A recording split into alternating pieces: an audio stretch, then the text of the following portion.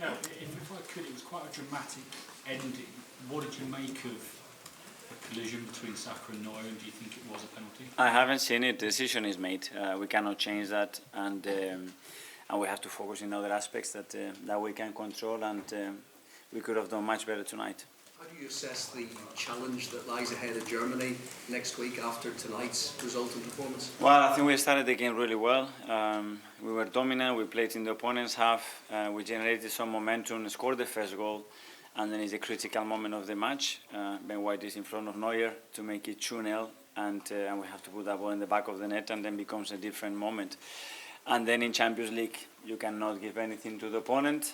We have given them 2 goals today, and when you have these situations, they are going to punish you, and that's the biggest lesson. The margins are very small in this competition. It's really difficult to penetrate opponent, to create big quality chances against this level of opposition. Make sure as well we don't give anything, but I think the team showed a lot of composure, especially after 2-1, because you can throw your toys away and generate a lot of spaces for the opponent and lose the tie in 20 minutes.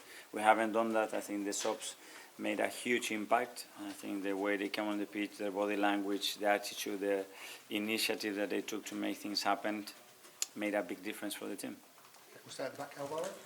Hola Mikel, en castellano por favor. Una pregunta sobre Martin Odegaard, que hoy ha sido declarado MVP del partido. ¿Qué valoración haces de su encuentro y del crecimiento que está teniendo contigo como jugador del Arsenal? Gracias. Teniendo un impacto tremendo en nuestro equipo, en nuestro juego, en la capacidad que tiene de seguir mejorando y de seguir siendo un jugador que para nosotros es diferencial, y creo que hoy otra vez ha estado muy bien, ha tenido mucha personalidad, ha entendido el partido bien y nos va a seguir dando mucho porque es muy joven todavía. ¿Su capacidad de trabajo viene porque tú se la has pedido o porque has salido de trabajar tanto en el campo?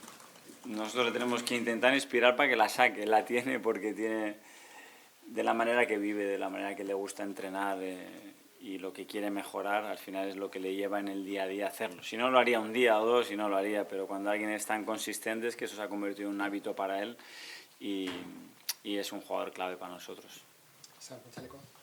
Mikel, you mentioned the 2 goals you gave away. Obviously, Saliba and Gabriel have been so good all year, really, almost perfect. But what was the difference tonight? Now this happens, maybe it happened before and you don't get punished, but this is the level. Against this kind of players, this kind of opposition, especially if they have a space, you know that they can punish you. And we have let them run in a few occasions, and that's something that obviously in the return leg we have to do much better. There's a lot of talk about Harry Kane's challenge on Gabriel with the arm and the elbow. What did you make of that? I haven't seen it again. I think the referees made a decision and that's done. Okay, you've spoken a lot this season about the need at this stage for 25 fit players and having a really strong squad. Did we see what impact that can have tonight with the subs? Absolutely. When you bring 2 or 3 players like we have done, with Alex extra, we have to have time to change a few things. And then with Leo and Gavi, then Thomas when it needs, because when it became a bit chaotic, the game, and it was a big danger to lose it, I think they all had a big impact tonight. A lot of them are so experienced in this competition, but do you think maybe when the momentum shifted in the first half, maybe your team showed a little bit of inexperience at this stage with the way they were sort of trying to win it? It almost felt like I don't know, but obviously that created some insecurity in the team because we have given them things that they have to earn it, and then you start to defend open space against teams that they have a huge capacity to hurt you there. But afterwards, I think we reacted well, and we never gave up. Thank you to the crowd again for the atmosphere. It was unbelievable. And we go again in Munich. Amy? Being in such great form in the Premier League, do you feel like you've learned something about your players when you see them in this kind of slightly different environment, the different questions that they've had to face today? Yes, but that's experiences, and they have done really well. You know, there are moments in games that are very defining, especially in the Champions League, and today we have seen a very clear example of that. Yes, sir.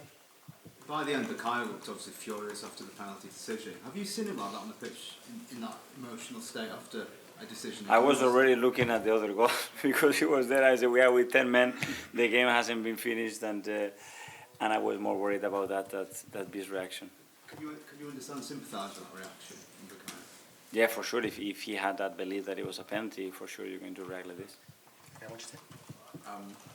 Arteta, what's the mood like in the change rooms? Because obviously you talked about the disappointment of not managing to get the win, but what are the boys currently feeling like in the change room? Is there the optimism to go to Munich? Yeah, obviously in certain way that we are alive and we've done what we had to do after the game became very, very difficult for us, but as well understanding that that we have to step up the level in certain aspects of the game to be much better and to have a real chance for us to win the game. Okay, we have the last two now. Fantastic. Just when you spoke about the small margins, does Champions League experience come into that Bayern have? And if so, like, how do you speak to a new team in the Champions League to get over that or to kind of compensate? Well, I think we have made some mistakes today, and I think probability for the next time to happen, there are less. So, okay, it happened today. Let's learn from it. Let's support those players that they've been unbelievable, and it's part of football as well. The old adage, if you can't win again, don't lose the game. Is that what the players have to understand moving forward from this? Because it's still basically 50-50, would you say, going into the Allianz Arena. You have to have that belief, but the history is showing you otherwise. You've just got to make that history now, haven't you, when you go out there? How's that going to be difficult for you to push on from today's result to say, listen, you came close today? Yeah, you have to feel it on the pitch, and game state tells you and it gives you a lot of information. Is the game there for the taking? Raise the level of risk and commit more players forward, or do something else. The game is in a state that be careful. And I think the game after scoring and giving 3, 4, 5 straight balls away and allow certain transition, it wasn't there to win it, and it was closer to lose if we make a few mistakes. But Proud for the reaction then. I am very proud, and now I sense the belief that okay, we're gonna go to Munich and we're going to have the chance to win it, and we're going to be better in certain areas, and that's how we're going to prepare it.